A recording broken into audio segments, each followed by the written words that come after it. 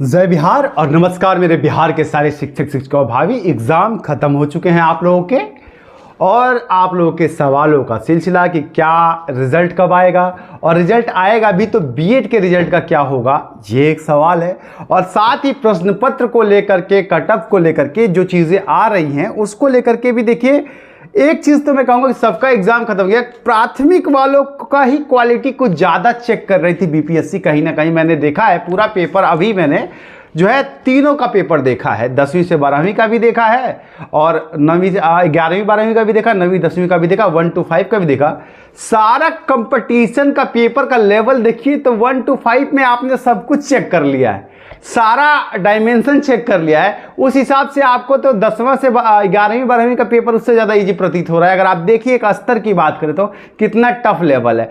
तो खैर मैं एक बार फिर आप लोगों को कट ऑफ को लेकर के थोड़ा सा रिलैक्सेशन दे सकता हूं, अब तमाम चीज़ें जब क्लियर हो गई हैं कि देखिए आपको बहुत ज़्यादा कट ऑफ नहीं देखने को मिलेगा इसमें। अब जब है ज़्यादातर बच्चों से बात हुई है, तमाम जो रिजल्ट आ रहा है 50% नंबर आप मान के चलिए कि आपका सेफ स्कोर हो जाएगा। और इसके अलावा मैं एक और बात बताऊं कि रिजल्ट को लेकर के जो साथी है कि मतलब बीएड के साथी को ज़्यादा परेशानी कि भाई बीएड का, क्योंकि आपने देखा कि अतुल प्रसाद जी ने भी ये कह दिया कि भाई अगर कुछ सुप्रीम कोर्ट से गाइडलाइन नहीं आता है या फिर सुप्रीम कोर्ट कोई रिव्यू पिटीशन नहीं डालता है, कुछ वहाँ से राहत नहीं मिलती है, तो हम बीएड का रिजल्ट प्राथमिक में होल्ड कर देंगे और बाकी लोगों का रिजल्ट जारी कर देंगे। इसको लेकर के आप लोग बहुत ज़्यादा परेशान भी हैं और परेशान होना वाजिब भी है। तो मैं उसके बारे में आपको कुछ चीज़ें रख देता हूँ कि पहली बात कि एनसीटी की गाइडलाइन से देखिए बीपीएससी को अपनी जानकारी पूर्णतः तो है, लेकिन फिर भी उन्हें ये नहीं पता है कि सुप्रीम कोर्ट के आदेश से बिहार सरकार की भर्ती नहीं हो रही है, ये एनसीटी की गाइडलाइन से हो रही है। इसको लेकर के हम लोग अभी कंसल्ट करने वाले हैं, जल्दी हम लोग वहाँ जाएंगे। अभी हम आसाम गए हुए थे और आसाम से अभी आए हैं, तो आज आप लोगों के लिए वीडियो बना रहे हैं और फिर मैं आपको आगे के ब्रीफ दूंगा। लेकिन फिलहाल उसको लेकर के बात करें। अच्छा, एक और सवाल आ रहा था कि मैंने बहुत ज़्यादा, मेरे को कुछ साथियों ने कहा कि पेपर बहुत ख़राब था सर, ऐसा है वैसा है, और आपने भी किरण पब्लिकेशन बोला था और अब हमने बहुत सारे बुक खरीदे और कुछ लड़ा नहीं। कुछ लोगों का कह रहा था, कुछ लोग कह रहे थे बहुत ज़्यादा लड़ा। तो देखिए मैं आप लोगों को प्रचार नहीं देता हूँ, एक रियल बात बताऊँ, ये सारी किताबें देख रही है, इतनी किताबें जो है ना ये किरण पब्लिकेशन की हैं, टोटल किताबें किरण पब्लिकेशन की, इतनी सारी किताबें देखिए, इतनी सारी किताबें, एक एक किताब मैंने खुद पढ़ी और मैंने खुद सर्च किया। मैं अभी आपके स्क्रीन पर दिखाता हूँ, लगभग 70 क्वेश्चन इन किताबों ने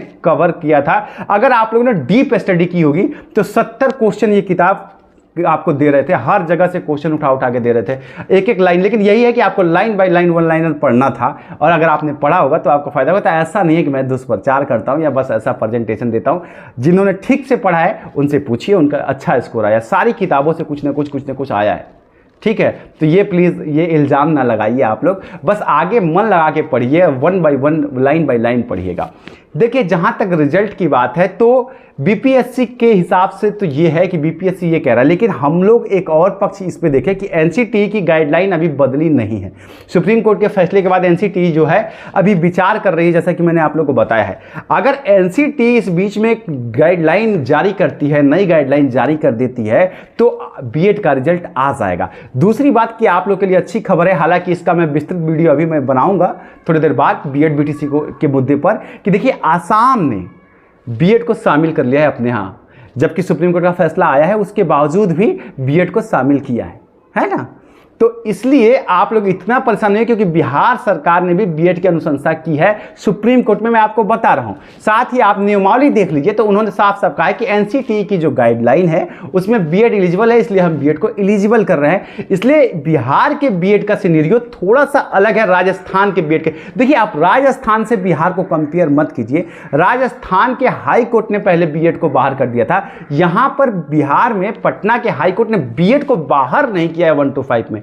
सुप्रीम कोर्ट ने भी राजस्थान के 1 to 5 के बीएड वालों को बाहर किया है, बिहार वालों को बाहर नहीं किया, या बाकी पूरे देश के बीएड को बाहर नहीं किया है। इसलिए आप लोग थोड़ा सा समय दीजिए, क्योंकि रिव्यू पिटीशन की भी तैयारी हम लोग कर रहे हैं और साथ ही एनसीटी पे ही भी दबाव लगाने की प्रयास जारी है कि एनसीटी पे दबाव बनाकर एक नई गाइडलाइन लाई जाए। अगर वो आ जाएगी तो सबका रिजल्ट साथ में ही आएगा, और अगर नहीं भी रिजल्ट आएगा तो आप ये मत सोचिए कि आपको बाहर कर दिया जाएगा। जब तक कि एनसीटी की नई गाइडलाइन नहीं आ जाएगी तब तक कोई भी बीएड वाला प्राथमिक से बाहर नहीं होगा। जिसने भी एग्जाम दिया है उसको अभी अपने आप को सुरक्षित माने। अगर आपके अच्छे स्कोर हैं तो आप एक चैन की नींद लीजिए, लेकिन हाँ, अब आपको एसटीईटी की तैयारी की तरफ बढ़ना है। इस बात का भी आपको ख्याल रखना है कि अब आपको एसटीईटी की तैयारी भी करनी है, क्योंकि आपको बेसिकली एक सुरक्षित हैंड और एक अपर लेवल चाहिए, एक अपर हैंड चाहिए, तो आपको उस तरफ भी मूव करना पड़ेगा।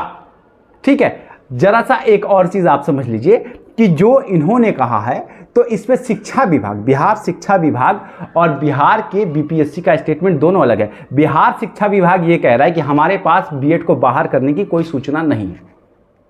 जी हाँ, अगर आप परसों का स्टेटमेंट उठा के देख लीजिए शिक्षा विभाग का, तो वो कह रहे हैं हमारे पास सूचना नहीं है कि बीएड को बाहर करना है। एनसीटी की तरफ से ऐसा कोई भी गाइडलाइन हमको नहीं दिया गया है कि बीएड को बाहर कर दिया जाए। तो जब शिक्षा विभाग जो है, देखिए बीपीएससी तो सिर्फ एग्जाम जारी करा रही है ना, नॉर्मली आपका नियुक्ति तो जो है वो आपको करेगी शिक्षा विभाग करेगा आपका। तो शिक्षा विभाग के हिसाब से ये मानिए कि जब तक नई गाइडलाइन नहीं आएगी, तो 3 स्तर मैंने आपको बता दिए, और थोड़ा सा वक्त दीजिए। रिव्यू पिटीशन की बात चल रही है, जैसे ही सब कुछ ठीक हो जाएगा, रिव्यू पिटीशन अगर फाइल हो जाएगी तो फिर वहां से आप लोग सुरक्षित हो जाएंगे जब तक अगला फैसला नहीं आता है। अगर रिव्यू पिटीशन एक्सेप्ट हो जाती है, और हम लोगों की कुछ डिमांड्स भी ऐसी हैं जो एक्सेप्ट हो जानी चाहिए। साथ ही जल्दी ही राज्य सरकार के ऊपर अलग से भी एक प्रेशर टैक्टिक बनाने की जरूरत है आप लोगों को, जिसके लिए हम लोग अभी प्लान कर रहे हैं। और इसे जो है ना, आप लोग बीएड और बीटीसी और डीएलएड की लड़ाई ना समझिए, इसे आप अपने हक की लड़ाई समझिए, या अपनी जरूरत की लड़ाई समझिए, अपनी नौकरी की लड़ाई समझिए, एक दूसरे से मत लड़िए। उम्मीद करता हूं जानकारी आपको रिजल्ट को लेकर क्लियर आ गई है। कट ऑफ को लेकर के मैं यही कहूंगा कि प्राइमरी में अगर आप 50% पे हैं तो आप सेफ हैं। जी हाँ, बाकी विस्तृत अगर कटअप से संबंधित आपको जानकारी चाहिए, थोड़ा इंतजार कीजिए, कुछ और लोगों से बात करने के बाद मैं एक विस्तृत वीडियो फिर से बना दूंगा। प्रणाम।